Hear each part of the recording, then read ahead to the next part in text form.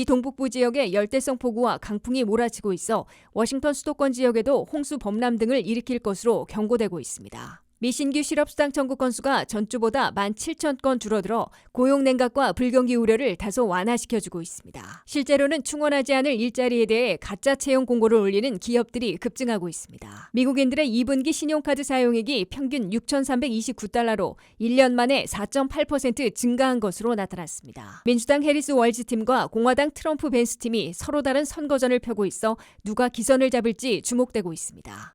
시청자 여러분 안녕하십니까? 워싱턴 뉴스 투데이입니다. 허리케인에서 열대성 폭풍으로 변한 데비가 캐롤라이나와 버지니아, 메릴랜드, 뉴욕 등 동북부 지역에 열대성 폭우와 강풍을 몰아치고 있어 교통마비, 대규모 정전 사태, 홍수 범람 등을 일으킬 것으로 경고되고 있습니다. 버지니아주는 비상사태를 선포하고 주 방위군을 동원해 구조와 복구 작업에 나설 채비를 하고 있고 로컬 정부들은 주민들과 사업체에 모래주머니 등 폭우와 홍수 피해 대비 물품들을 배포하며 비상을 걸고 있습니다. 류령아 기자가 보도합니다. 허리케인으로 플로리다, 조지아 등을 덮쳤던 데비가 열대성 폭풍으로 약해졌지만 두 번째로 목요일 캐롤라이나에 상륙해 버지니아, 워싱턴 DC, 메릴랜드 쪽으로 몰려오고 있습니다. 워싱턴 수도권 일원에서는 목요일 저녁부터 금요일 오전까지 3 내지 5인치의 집중 폭우가 쏟아지고 강풍이 몰아쳐 저지대에선 홍수 범람 사태를 야기할 것으로 국립기상센터는 주의보를 발령했습니다. 목요일 오후부터 금요일 오전까지 집중폭우가 예보된 지역은 북버지니아 전역과 버지니아 남부, 워싱턴 DC, 서부 메릴랜드 등입니다. 열대성 집중폭우가 단시간에 쏟아지고 강풍까지 몰아치면 곳곳에 교통이 어려워지고 대규모 정전 사태가 발생할 것으로 우려되고 있습니다.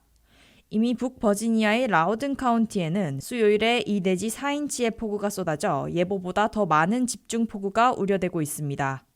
서부 메릴랜드의 프레드릭 카운티에서 3인치 안팎의 폭우가 쏟아졌습니다.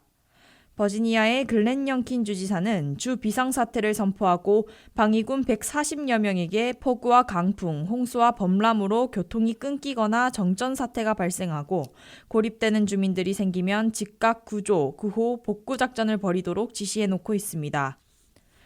저지대가 많은 알렉산드리아시와 메릴랜드 주도인 애나폴리스 등 로컬 정부들은 홍수와 범람 사태에 대비하도록 주민들과 사업체들에 모래주머니 등 비상장비를 배포하고 직접 수령에 사용토록 촉구하고 있습니다. 열대성 폭풍우인 데비는 워싱턴 수도권에 이어 금요일 오후에는 펜실베니아, 뉴욕주 업스테이트인 시라큐스, 알바니 등으로 올라가고 버몬트까지 강풍을 동반해 많은 폭우를 쏟아붓게 될 것으로 국립기상센터는 예보했습니다. 이에 따라 사우스와 노스캐롤라이나, 버지니아, 메릴랜드, 워싱턴 DC, 뉴욕주 일부, 버몬트까지 동북부의 10곳의 도시들에서 홍수와 범람 사태가 벌어질 수 있다고 국립기상센터는 경고했습니다. 이에 앞서 월요일에 1급 허리케인으로 플로리다에 상륙해 열대성 폭풍으로 바뀐 데비는 목요일에 다시 사우스캐롤라이나에 두 번째로 상륙해 동북부를 휩쓸면서 상당한 위협을 가하고 있습니다. 데비는 플로리다, 조지아, 사우스와 노스캐롤라이나에 무려 15 내지 20인치나 되는 엄청난 집중폭우를 쏟아붓고 1피트 내지 3피트의 파고를 몰아친 바 있어 워싱턴 수도권을 비롯한 중부 대서양 지역에도 집중폭우와 강풍, 토네이도, 홍수와 범람 피해를 입힐 것으로 우려되고 있습니다. WKTV 뉴스 류령아입니다. 미국에서 신규 실업수당 청구 건수가 8월 1일에 23만 3천 건으로 전주보다 17,000건 줄어들어 고용 냉각과 불경기 우려를 다소 완화시켜주고 있습니다. 7월 일자리 급속 냉각으로 불경기 우려가 되살아나 증시 폭락까지 겪었지만 그 정도로 심각한 고용 냉각은 아니라는 긍정적인 신호로 해석되고 있습니다. 미국 경제의 버팀목인 고용 성적에 불경기 우려가 되살아나며 지구촌 증시마저 출렁인 바 있어 잇따라 발표되는 고용 지표들의 시선이 집중되고 있습니다. 8일 발표된 고용 지표는 실업수당 청구 결과인데 미국의 고용 상황이 불경기를 우려할 정도로 악화되지는 않았음을 보여준 긍정적 신호로 해석되고 있습니다. 미국에서 8월 1일 끝난 주간에 새로 신청한 신규 실업수당 청구 건수는 23만 3천 건으로 집계됐다고 연방노동부가 발표했습니다. 이는 상향 수정된 전주의 25만 건에서 1만 7천 건 줄어든 것입니다. 또한 경제 분석가들의 예상치 24만 건보다 적은 수준입니다. 이에 비해 연속해서 실업수당을 타고 있는 실직자들은 7월 20일 현재 196만 명으로 전주 194만 명보다 약간 늘어났습니다. 8월 첫째 주 주별 신규 실업수당 청구 건수를 보면 인구가 많은 캘리포니아가 4만 2천 명으로 단연 1위를 달리고 있습니다. 텍사스는 2만 3천 명으로 2위를 기록했으나 전주보다 4,800명 줄었습니다. 3위는 뉴욕으로 13,900명을 기록했고 4위는 필라델피아로 1,550명으로 집계됐습니다. 워싱턴 수도권에선 메릴랜드가 2,400명, 버지니아 2,040명으로 비교적 양호한 수준을 보였습니다. 신규 실업수당 청구 건수가 오히려 감소세를 지속하고 있어 미국의 고용이 대규모 해고 태풍에 따른 급속 냉각은 아닌 것으로 해석되고 있습니다. 미국의 7월 실업률은 4.3%로 0.2%포인트 더 올라갔고 일자리는 11만 4천 개 증가에 그쳐 크게 둔화됐습니다. 고용의 급속 냉각이 본격화되는 것으로 해석되면서 미국 경제의 불경기 우려가 재현됐으며 한국과 일본을 비롯한 아시아와 유럽 증시에 이어 뉴욕 증시의 대폭락 사태를 겪은 바 있습니다. 그러나 미국의 고용과 경제가 얼어붙었거나 불경기로 추락할 정도는 아닌 것으로 지적되면서 뉴욕 증시도 사흘 연속 오름세를 보이고 있습니다. 다만 연준이 9월 18일에 기준금리를 0.25%포인트가 아닌 0.5%포인트 내리는 빅컷을 단행할 가능성이 더 높은 것으로 투자자들은 기대하고 있습니다. CME 그룹의 투자자들은 9월 18일 0.5%포인트 내릴 가능성은 57.5%로 0.25%포인트 인하할 가능성 42.5%보다 높게 잡고 있는 것으로 나타났습니다. 실제로는 충원하지 않을 일자리에 대해 가짜 채용 공고를 올리는 기업들이 넘쳐나고 있습니다. 지원자가 계속 유입이 돼도 실제 채용으로 이어지지 않는 이유인데요. 기업들은 이러한 유령 일자리를 통해 성장하고 있다는 좋은 평판에 이용하기도 하고 직원들의 동기부여 그리고 지원자 정보를 선제적으로 수집하고 있다고 합니다. 또한 직원들의 이직에 대비해 미래를 위한 지원자 풀을 구축하고자 채용 공고를 계속 유지하고 있는 것으로 나타났습니다. 안혜린 기자가 보도합니다. 최근 미국 노동부 통계에 따르면 올해 5월에는 전국적으로 약 810만 개의 빈 일자리가 있었습니다. 그러나 확실하게 측정하기는 어렵지만 이들 중 다수는 가짜인 것으로 추정되고 있습니다. 레주메 빌더의 6월 연구에 따르면 온라인에 게시된 채용 목록 10개 중 3개는 존재하지 않거나 회사에서 실제로 채용할 의도가 없는 자리인 것으로 나타났습니다. 설문조사에 따르면 현재 참여 기업 중 약 3분의 1이 가짜 목록을 공개하고 있는 것으로 밝혔습니다. 2023년 10월 설문조사에서 회사가 지원자에게 응답하지 않는 채용자 고스팅을 언급한 인터뷰 리뷰의 비율이 지난 5년간 120% 증가한 것으로 나타났습니다.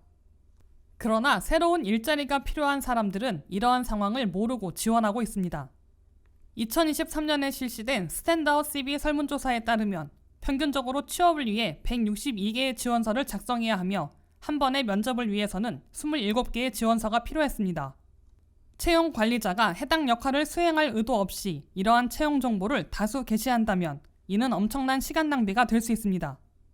레주메 빌더 설문조사에 따르면 회사 입장에서 유령 채용 공고는 회사가 외부 인재에게 개방적인 것처럼 보이고 회사가 성장하는 것처럼 보이게 한다고 생각하며 기업들은 이를 부끄러워하지도 않는다고 지적했습니다. 유령 채용 공고는 현재 시장에서 이용 가능한 후보자를 측정하는 데 사용하여 고용인을 시장에서 쉽게 구할 수 있는지 아닌지 부족한지를 알 수 있게 합니다. 이를 통해 기업은 채용 일정을 측정하고 자리가 생기면 누군가를 합류시키는 데 걸리는 시간을 예측할 수 있다고 생각합니다. 그러나 이러한 가짜 채용 공고가 더 인상적으로 보이기를 원하는 마케팅 부서의 전략일지라도 구직자의 회사 평판에 대한 잠재적인 부정적 영향은 기업이 정보를 얻는 것보다 더 크다고 지적했습니다. 가짜 목록은 구직자들을 속이고 있는 데 사용될 뿐만 아니라 현재 직원을 속이는 데에도 사용합니다. 레주메 빌더 설문조사에서 이러한 관행에 참여한 회사 중 62%는 가짜 목록으로 현 직원들이 대체 가능하다고 느끼도록 만들어졌다고 답했으며 63%는 직원들이 결국 신규 채용으로 업무량이 경감될 것이라고 믿도록 유도한다고 답했습니다. 또한 노동시장 통계를 왜곡할 수도 있습니다. 링킨들 회사 웹사이트 또는 기타 채용 공고 사이트에서 해당 잡 포스팅이 진짜인지 가짜인지 알 수 있는 방법은 없습니다. 결과적으로 노동부나 일자리 데이터를 구하는 기타 단체가 데이터를 가져오면 데이터가 왜곡되게 됩니다. 이러한 사실이 보고되면 구직자와 경제 전반에 잘못된 희망과 기대를 갖게 된다고 전문가들은 경고했습니다.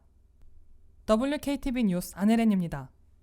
미국인들의 신용카드 사용액은 2분기 현재 평균 6,329달러로 1년 만에 4.8% 증가한 것으로 나타났습니다. 미국인들은 현재 5억 4,510만 개의 신용카드를 보유하고 있으며 그중에 사용액이 있는 카드들은 1억 7,010만 개인 것으로 집계됐습니다. 김미연 기자가 보도합니다. 미국민 가계부채를 집계하고 있는 뉴욕 연방은행이 2분기 현재 신용카드 사용 총액이 1조 1,420억 달러로 발표하자 트랜스유니언이 이를 정밀 분석해 통계치를 제시했습니다.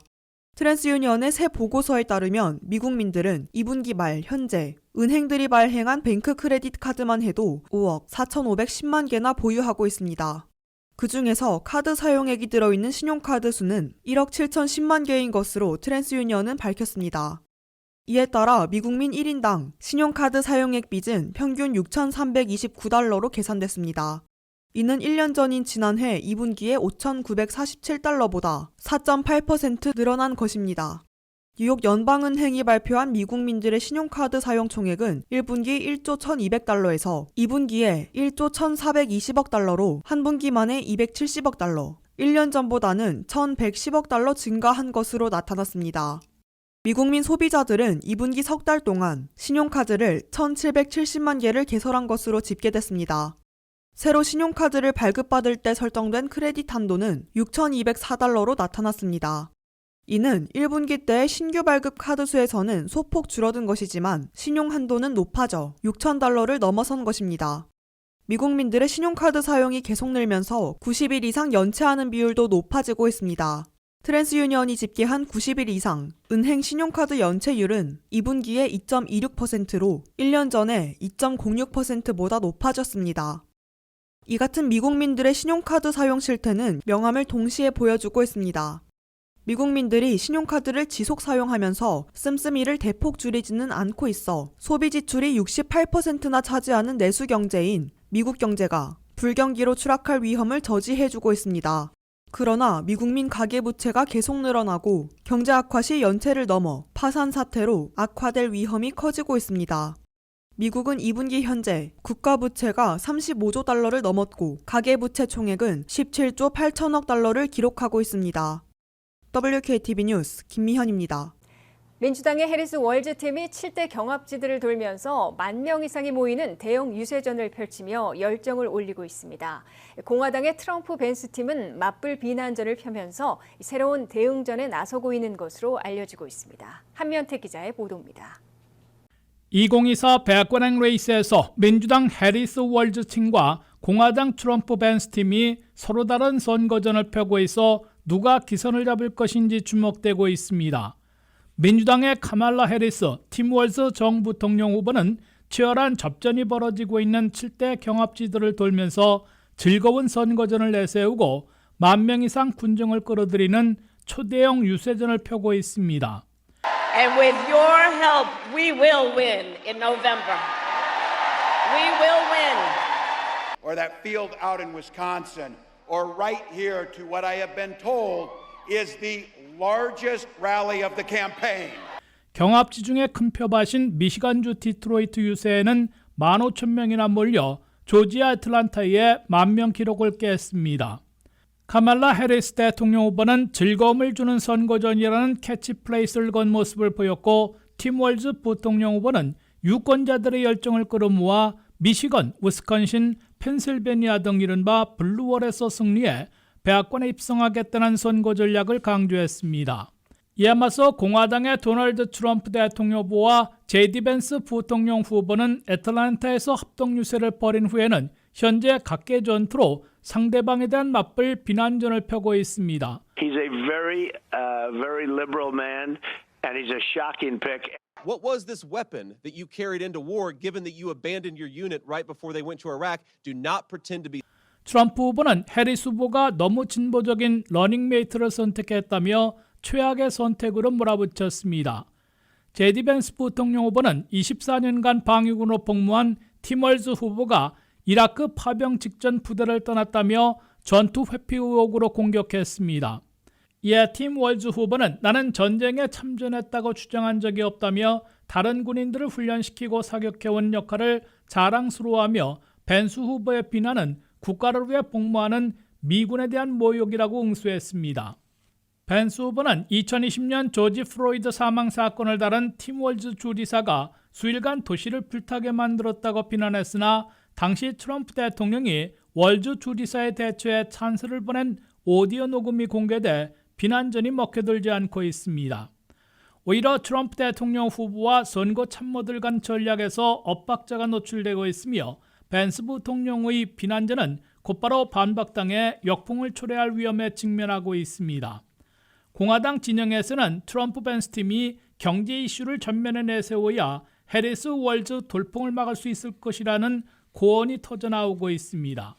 민주당 카말라 해리스 후보는 리얼 클리어 폴리틱스가 각 여론조사 결과를 종합한 평균에서도 8월 7일 현재 47.6% 대 47.1%, 0.5포인트 차이로 공화당 도널드 트럼프 후보에 역전하기 시작했습니다. 특히 해리스 후보는 반드시 이겨야 하는 이른바 블루월 가운데 초대형 유세를 벌인 미시간에서는 2포인트 차이로 역전시켜 놓고 있으며 위스콘신도 0.5포인트 차이 남아 앞서고 있고 펜실베니아에서는 1.8포인트 차이로 격차를 절반으로 줄였습니다. WKTV 뉴스 한면택입니다. 이상으로 워싱턴 뉴스투데이를 마치겠습니다. 시청해주신 여러분 고맙습니다.